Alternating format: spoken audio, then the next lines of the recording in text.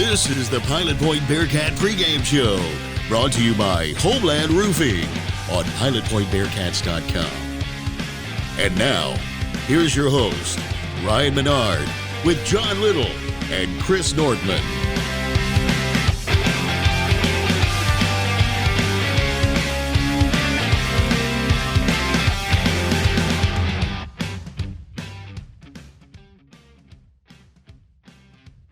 And we're back for the Bearcat pregame show brought to you by Homeland Roofing. We had a 1 week hiatus where just our real work schedules and life events got in the way of us recording, so we did a live version on the road in Farmersville. But this week we're back to the semi-normal where they're pre-recorded. But once again, we don't have John this week. He's still out on the work trip, and we planned on not having him for the pregame show. Thought we would have him back Friday night at home against Bells, but that will not be the case. So Chris Nortman, who did an excellent job with us for last week, will be on the color again this coming week. So that's going to be exciting for everybody. Now we're going to get into a little conversation about district results last week. So starting off, let's go around the district and get the scores and results, and then we'll get our thoughts about them. So let me start off reading them here. We had Boyd was a winner over Fort Worth Country Day Falcons. Boyd moved to 2-1 on the season.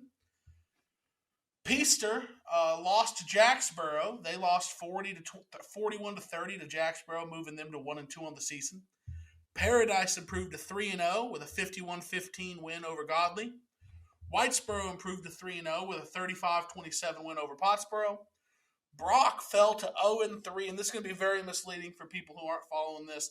They lost to Wimberley 32-23. They are 0-3, but they have played three powerhouses. They have played three powerhouses so far, and divisions up. So it's not like they're playing people in 3A Division 1 or even good contenders from 3A Division 2. They're playing mostly the top teams in 4A Division 2, and they've played all of those games close. They just haven't come out on the right side of any of them.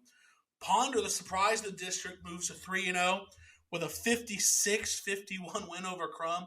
They keep just piling on points. It's wildly impressive to see the turnaround that program's done, and they'll be dangerous come district time. And then, of course, we all know Pilot Point fell to 1-2 on this season with the 21-18 loss to Farmersville. So now we've recapped that. Chris, why don't you give me a rundown on what you think about the district so far? Yeah, Ryan. So kind of with you, I'm not really concerned. I'm not really concerned with how Brock's looking right now. The 0-3 record is definitely kind of it's not highlighting what's going on. They're playing a lot of tough schedules. The Wimberley opponent this week was ranked in their division, so they've got a lot of tough competitions to start the year. I'm interested to see what that's going to do for that team. I understand playing some tough opponents, but you also want to get a win. And what was this do for that Brock team psyche coming into district when you get into a tough, close battle? Because I believe this is back-to-back weeks where it's close in the fourth quarter and they lose. So I'm interested to see what shakes out there. I'm not too worried about them, though. They're still a high-powered team. Peaster's a little concerning right now. They're 1-2. They're predicted to finish third in our district. They're off to a little rough start. We'll see what they can do turning that around, but I'm a little concerned with those guys. They've got a returning quarterback and running back that's supposed to be pretty good. Hopefully they can get that going there. Ponder, we keep talking about them. They put up 56 points against Crum. Crum's a tough opponent in the same Farmersville district.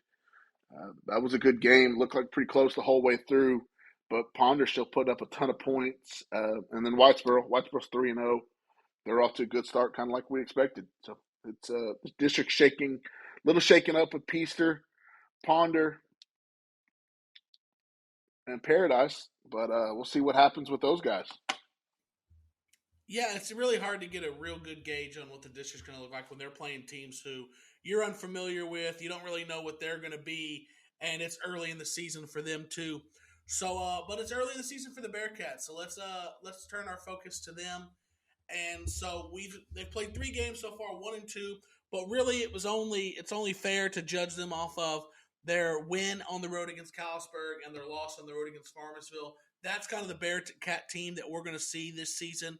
A team that can move the ball down the field through the air and complements it with a solid run game. What has been your impression of the Bearcats so far through a couple games? My first impressions is still kind of what we talked about in the Plainsview game. They don't quit. They don't hang their heads. They do fight through the whole 4 quarters. Very tough, hard-nosed team.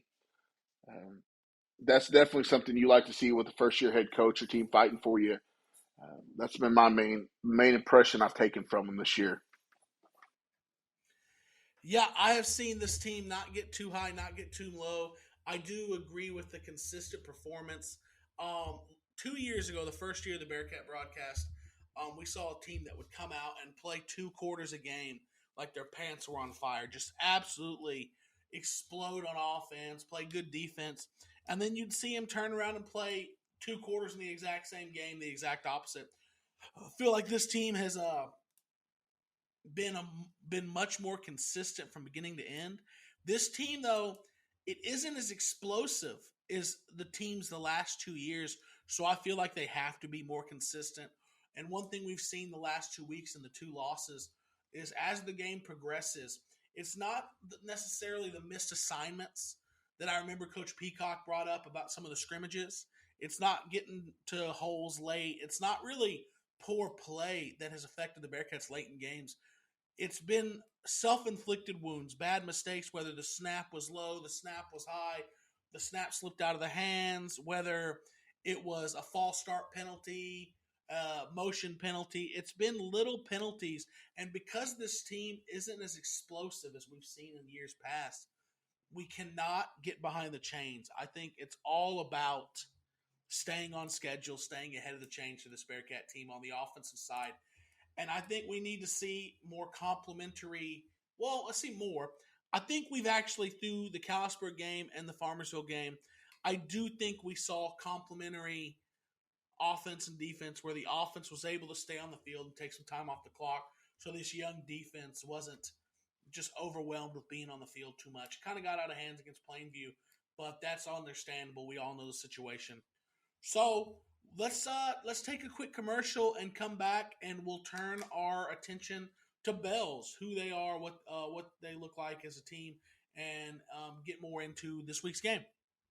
Homeland Roofing LLC has been serving the DFW area since 2014 and is a proud sponsor of Bearcats football. Homeland Roofing is a full-service contractor who specializes in storm restoration and provides end-to-end service for all insurance claims.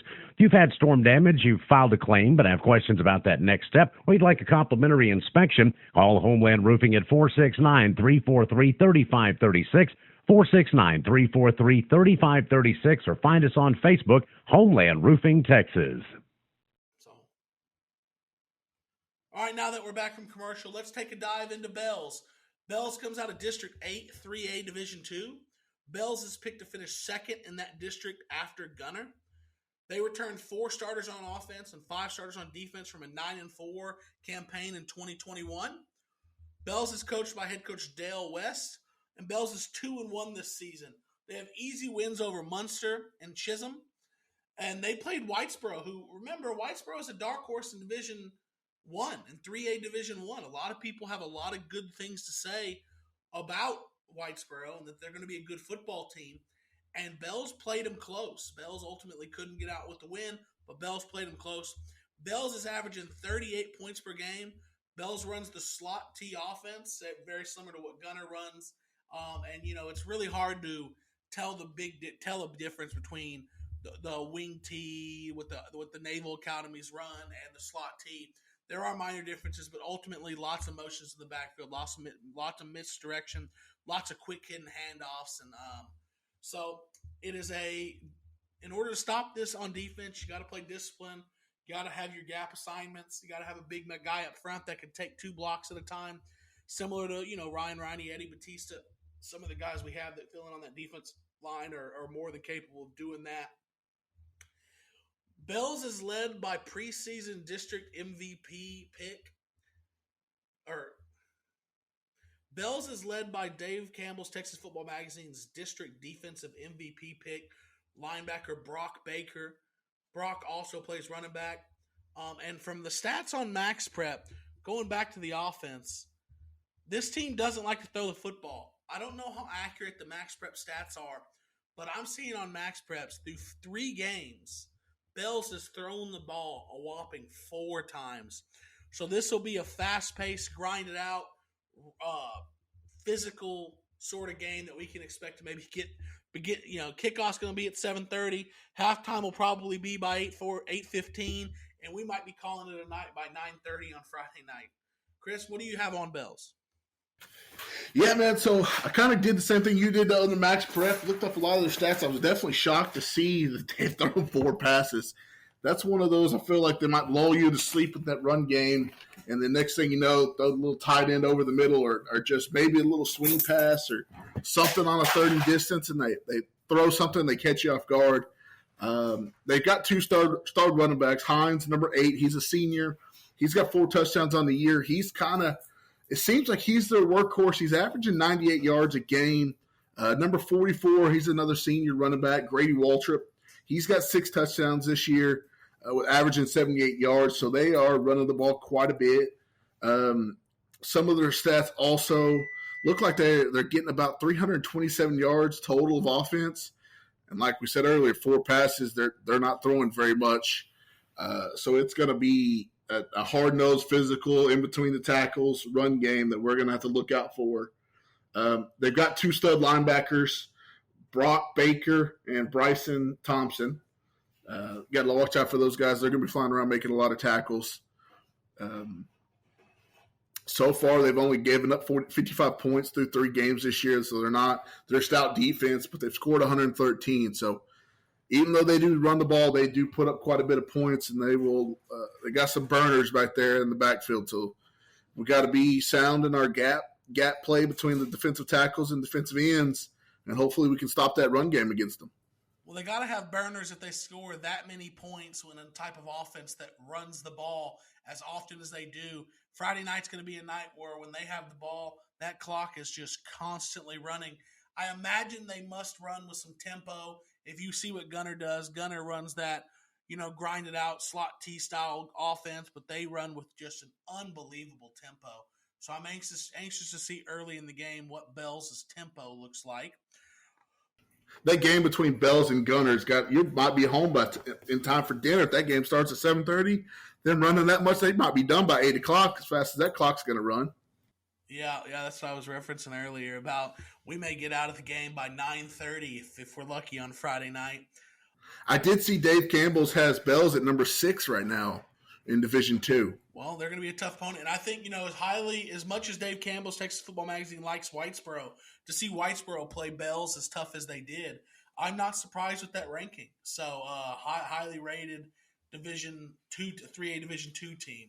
So the Bearcats have had Gunner, a highly rated 3A Division 2 team the last couple of years, and they just traded Gunner out for another team versus another team from that same district. But now we're going to get into the actual game Friday night, and let's talk about who do you have as a player to watch Friday night, Norty? Yeah, so this week I'm going to go with Colin Lynch, number 3 senior safety in this kind of 3 safety defensive look we have this year. That man has been flying around all season, making tackles left and right, especially he's a killer in the open field tackles. He's not letting anybody past him. He's leading the Bearcats with 38 tackles this year. I started wondering, I wonder if he's got any relations to another safety that used to be for the Tampa Bay Buccaneers, John Lynch, nicknamed Captain America. We might need to start giving Colin Lynch a nickname like that. He's been playing lights out. I'm looking forward to him having a good night, hopefully stuffing the run game, coming down into that box to negate those running backs they've got. So I'm looking forward to Colin Lynch to have another great night for the Bearcats. Yeah, that's a good player to watch, especially – playing in that second level of the defense, running around trying to make tackles.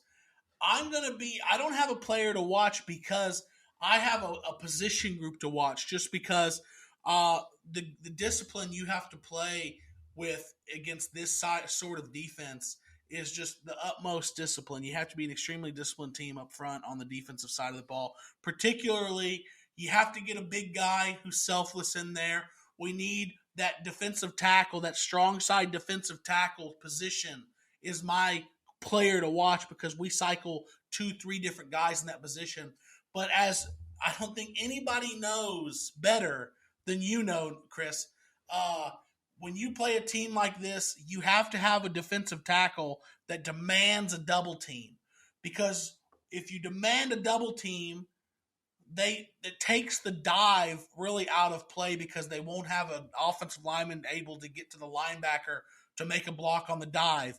If you have a defensive lineman that does not demand a double team, it allows them to take care of the line of scrimmage and the second level, which makes that dive dangerous. So my player to watch or players to watch are that strong side defensive tackles because we need them to play with strong gap discipline, and we need them to be selfless and disciplined and take on double team blocks all night long. So that will be my players to watch for Friday night. Chris, tell me your experience playing that strong side defensive tackle against an offense like this. Yeah, Ryan, let me tell you, that role as that defensive tackle that's going to be taking a double team all night, that is not a fun role. You get your butt whooped all night. Doesn't matter how good you are, you're going to get beat up. I got called in third round of the playoffs for me my senior year. Jacob Petrie went down, blew his knee out, and I believe early in the first quarter, I hadn't played much defense. I was second string. I mainly focused on offense, but I got called in against Winsboro to play in a kind of a veer offense, similar to what we're going to see Friday. And I had to go up against two big boys, and that's not fun. Your job is just to hold the line of scrimmage as best as you can. Tie those two guys up, let your linebackers run free, and I think I did a pretty good job that game. We ended up getting the W with a field goal by Ruben, but Carl Anderson had a great night, had a ton of tackles. He was able to run free because I was tying up the center and the guard all night. So it's a tough role. It's a selfless role, and hopefully we can lean on some Bearcats to do that for us Friday. I remember you were beaten and bruised after that, but the two times that they tried to get away without double teaming you, you caused chaos in the backfield, which just showed them they're going to have to double team you all night. And you're right, they let Carl Anderson run wild all night. And to set up that game-winning field goal by Ruben Martinez, they fumbled a pitch, and it was none other than Carl Anderson who got through the line of scrimmage, picked it up, and had a good fumble return for us, getting us into field position that night. But, yeah, it took you just being willing to get driven into the ground basically every play as long as you didn't give up any ground backwards, which you didn't. And, it was a big part of us getting that win that night and moving on to the state semifinals that year. Yeah, Ryan, so in those two dive plays, the first one, I actually tackled the running back and the quarterback on the exchange. I fired off so fast. Actually, the fullback never came back in the game. I hit him so hard. They ran it one more time later in the game, and I stuffed it for 3-yard loss, and they didn't like me hitting their fullback. So I had fun doing that while I was getting beat up between the guards and tackles. Yeah, it was a good night for you. We were all proud of you, especially the way you blocked on the game-winning field goal. Stood strong there. All right, well, now, normally we save this part of the show for John, but with him being out, kept keeping it in the family. We're going to turn it over to you for the 3 keys. Yeah, Ryan, so 3 keys. First one we just really talked about is controlling the trenches. This game's going to be one up front on both sides of offensive, defensive line. If we control those trenches, don't allow anybody in the backfield, don't allow any penetration for their defensive line, and we're able to stuff the run, I think the Bearcats can come out with a win this weekend. That's going to be the main thing. Some of the other things we talked about, key number 2 for me is discipline. This team is not as explosive as we've seen in the past. We do not have many plays in that playbook designed for 2nd and 20 or 3rd and 15. Penalties really hurt us, so we need to stay ahead of the chains, getting 2nd and 3rd and shorts, and stay in this ball game. As soon as we start committing penalties and little small mistakes, it'll get you behind. Yeah, Ryan, so my last and 3rd key here is going to be physicality. When you play a tough running team, the main things you really got to focus on is being physical. Let's stick back to some of what our 80s and 90s Bearcats are known for, is being physical.